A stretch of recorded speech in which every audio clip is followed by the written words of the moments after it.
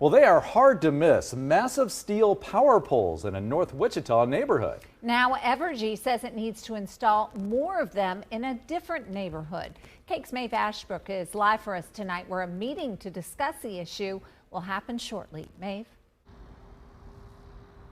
Yeah, Deb, David, that's right. That meeting is going to start in just under an hour. Here at the WSU Metroplex, city leaders in Evergy will be available for neighbors to talk them through the options when it comes to this project. But despite some neighbors' wishes, both of those options include those steel power poles.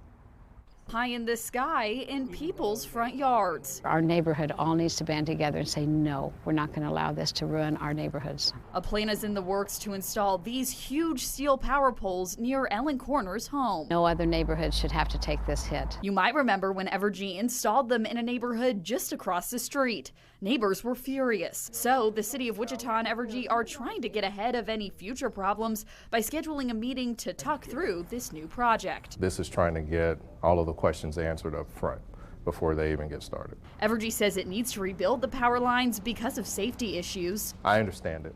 I don't necessarily agree with those steel towers in people's front yards. There is another option this time around, though. One proposal would put the poles backing up to homes along the Redbud Trail. They're a little bit more resilient and can withstand some harsher weather conditions. And again, upgrading the line and using these larger poles helps make sure they meet the modern construction standards. Evergy says the cost of both routes are comparable, but Johnson says the Redbud Trail option is a bit more expensive. It's easier to go along the current path because they've already been approved for that.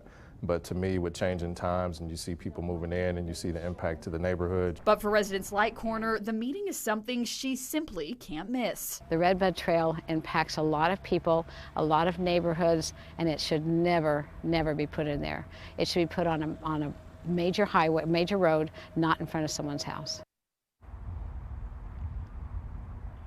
And Johnson says that if you come to this meeting tonight, you will get a really in-depth look at both of those plans. And then at the end, you can actually cast your vote on which one you prefer. Evergy also says that it plans on hosting more community meetings like this one as the project goes on to make sure to keep everybody as updated as possible. Live in Northeast Wichita, Maeve Ashbrook, Kake News on your side.